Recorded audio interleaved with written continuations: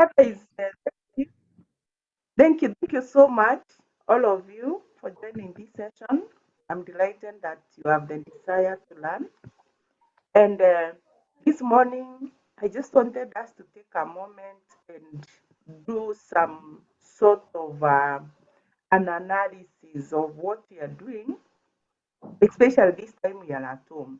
It's a time which we need to spend so wisely so that in the future we will not regret that we were at home. And I thought of doing something I call a SWOT analysis, whereby we need to take our time. And I thought this is the best time to do this, even as you do your revision. You do a SWOT analysis.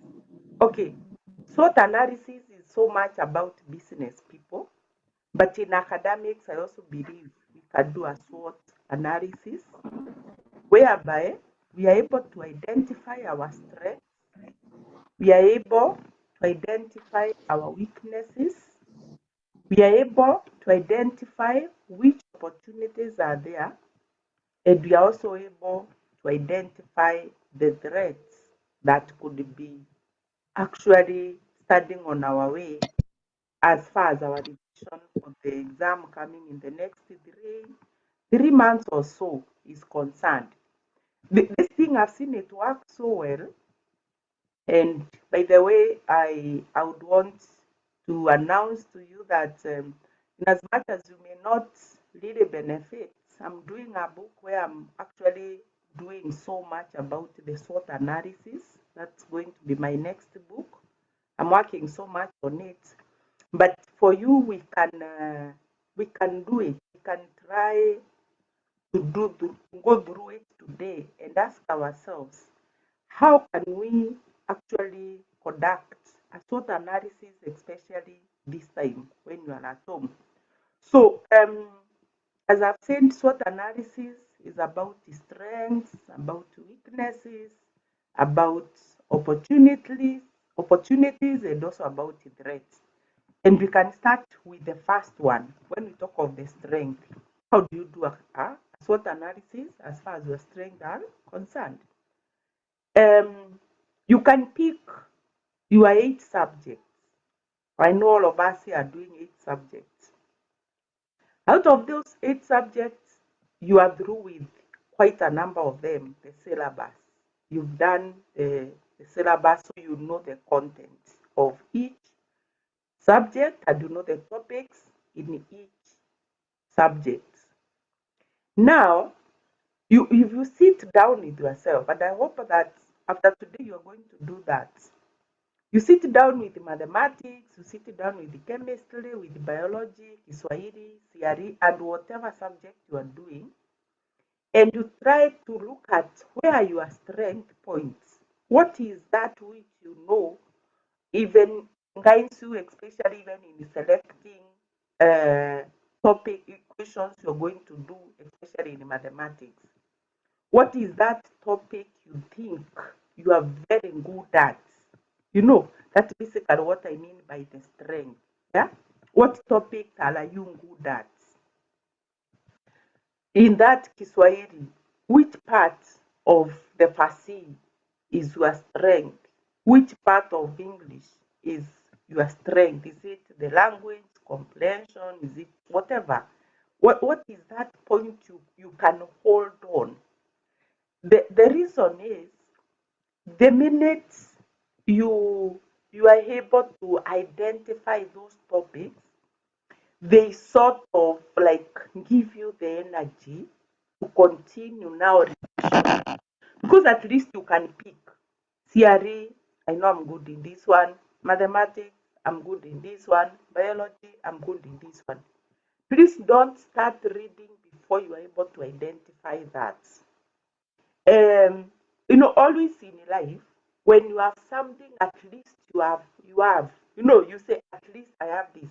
Like if you are looking for some money to buy something, even if you borrow money or you have a fundraising or something, people always ask you, what do you have?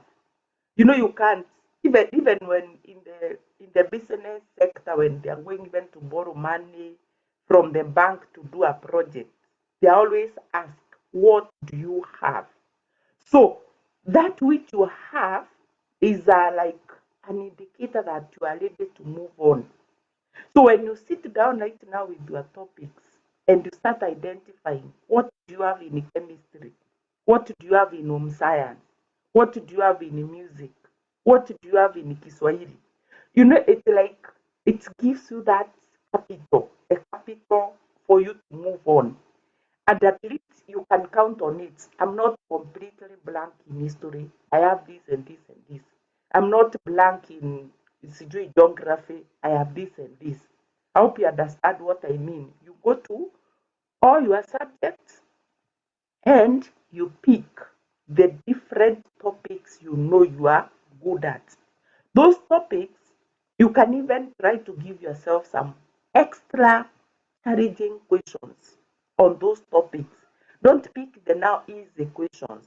If you think you are very good in population, in geography, or you're very good in the periodic table issues, the structure of the atomic structure in chemistry, pick the most challenging questions on that topic so that you can polish on the very fine things, and then you can now put that topic aside and you tick.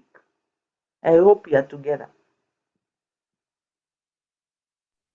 Yes.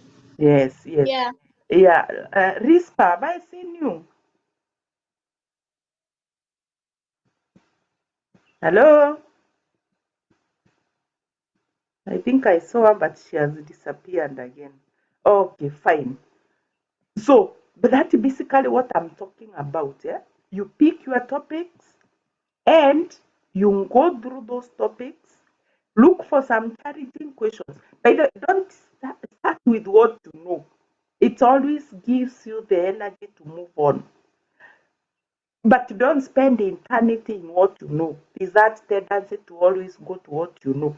So what you need is like now, after you are through with your personal timetable, that time you need to relax is when now you can now start doing your SWOT analysis.